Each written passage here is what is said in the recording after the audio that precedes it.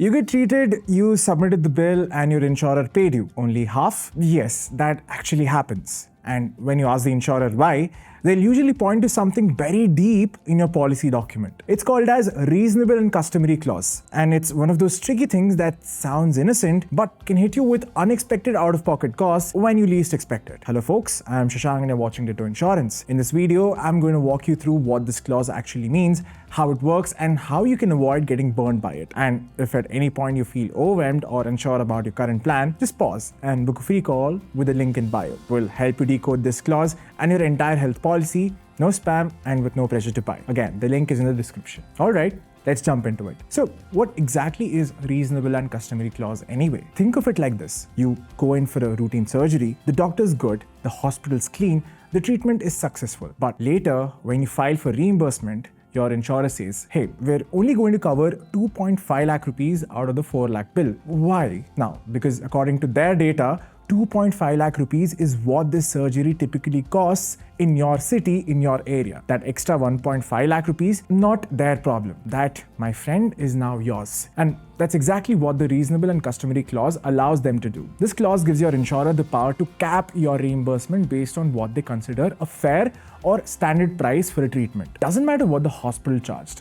If they feel it's excessive, they'll limit their payout. It's all about managing costs, and to be fair, it helps control inflated billing. But as policyholder, it can leave you with a nasty surprise unless you know what you're walking into. Okay, but how does this clause actually work in practice? So let's assume when you make a claim, especially a reimbursement one, your insurer does a few checks. First, they'll look at the rate card from your similar hospitals in your area. If your hospital rates are way above the average, they'll flag it. Second, they'll see if the treatment protocol followed by your hospital was standard. For example, if you were given 5 scans and 2 specialists for a condition that normally needs 1 doctor and 1 scan, the insurer can call it non-customary. Third, they'll examine what was billed. Sometimes hospitals add unnecessary consumables or extra staffing. And if those don't align with the usual standards, your claim gets punched. And here's the catch. These checks are internal. The insurer decides what's reasonable based on their own data. We don't have access to their benchmark rates, and those limits vary from one insurer to another. Now, you might be wondering, does this apply to every claim? Thankfully,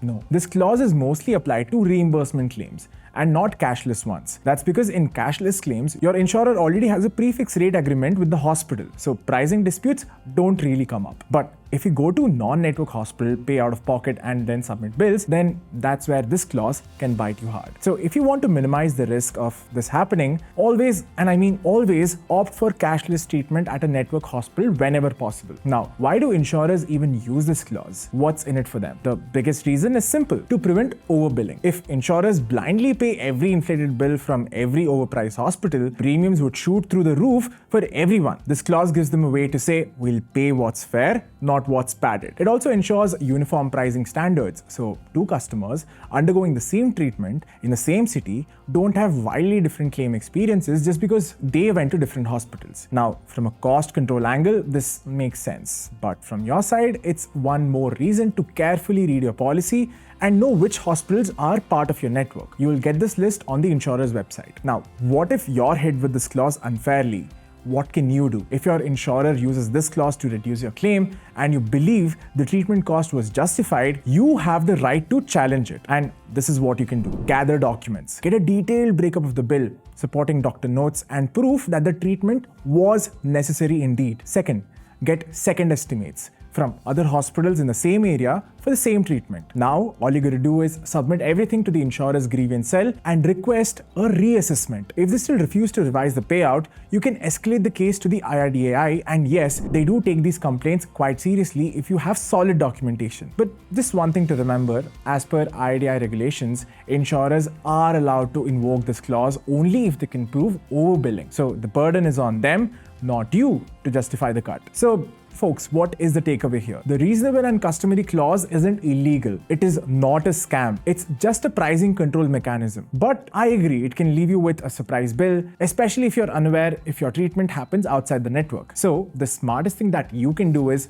stick to network hospital for cashless claims. Understand your insurer's pricing benchmarks as much as you can. And most importantly, talk to someone who can help you decode this upfront. You won't face this issue if you have Ditto by your side. Because at Ditto, we've helped over 7 lakh customers choose health insurance policies, and that actually works for them.